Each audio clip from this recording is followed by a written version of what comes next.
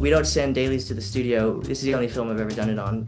We just don't show Paramount anything. The best thing is anticipating. That's the best thing you can do as a first assistant is anticipate what your editor is going to need. If you're an assistant who wants to edit, then you need to have the same kind of opinions as your editor and align yourself with your editor. And on any given day, there could be 4 to 10 hours of footage sometimes.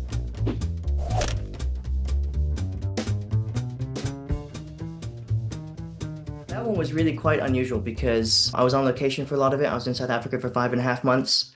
Wow. And I remember when I went out there, I kind of was like, I don't know what my job even is going to be out here. It's like I'm coming out here with Eddie, and I know what Eddie's going to do, but I don't really know what I'm going to do. I mean, am I going to just be the interface between the lab and Eddie or what?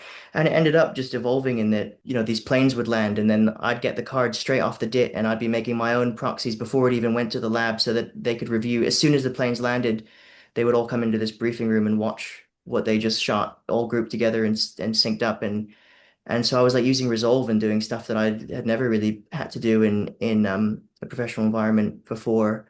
The way it's evolved really is just from going up to basically it's my team now. So I like have second assistants and a trainee, and it's kind of with that, I think when you're a second assistant, you can put your headphones on and block everything out and just focus on the Avid and just do the work basically. And I feel like as a first assistant, it's sort of you get on the Avid when you can, but you're also on emails and just coordinating and managing and that kind of thing. So it's like I'm keeping track of people's hours and I'm making sure the best thing is anticipating.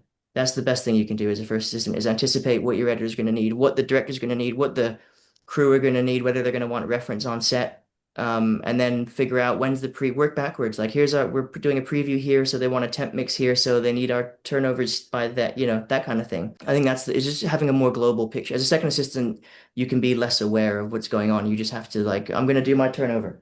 Whereas as a first assistant, I think it's kind of they're scoring at this date and they're going to use this version of that. So I need to get it to the music, that you sort of just are more aware of what's happening in all the other departments. I cut as much as I can, but it is really difficult to find the time. It's almost always in your own time. But I did do a decent amount on this, especially assembly stuff, because the end of Dead Reckoning and the beginning of Final Reckoning kind of overlapped. So I was able to do some assembling on that whilst Dead Reckoning was being fine cut. And also we make these we don't send dailies to the studio. This is the only film I've ever done it on. We just don't show Paramount anything. So we don't send them dailies. So we just make these sizzle reels every 6 months. We'll make like a 4 minute reel of what we've been up to, which we can show the studio and show the crew. And those always take on a bit of a life of their own because you'll edit a little reel and then but then the director needs to approve it and then Tom needs to approve it and then it becomes a whole thing that takes a while. But in the case of Final Reckoning, I did one of those and that's what became the first trailer. Oh, The ver- wow. the very first thing. It was basically I mean, it wasn't like exactly my thing, but I basically put it together and all those, that it has all those shots and then it fades to black and there's a shot and it fades to black.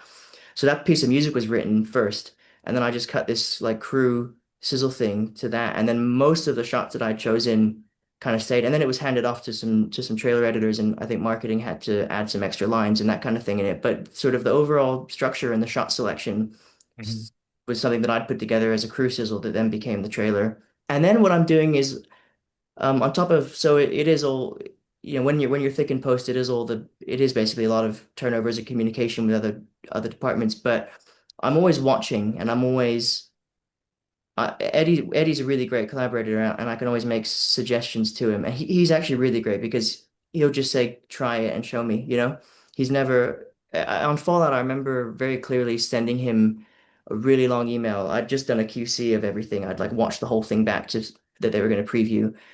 And while I was doing that, he was flying to the States for this preview.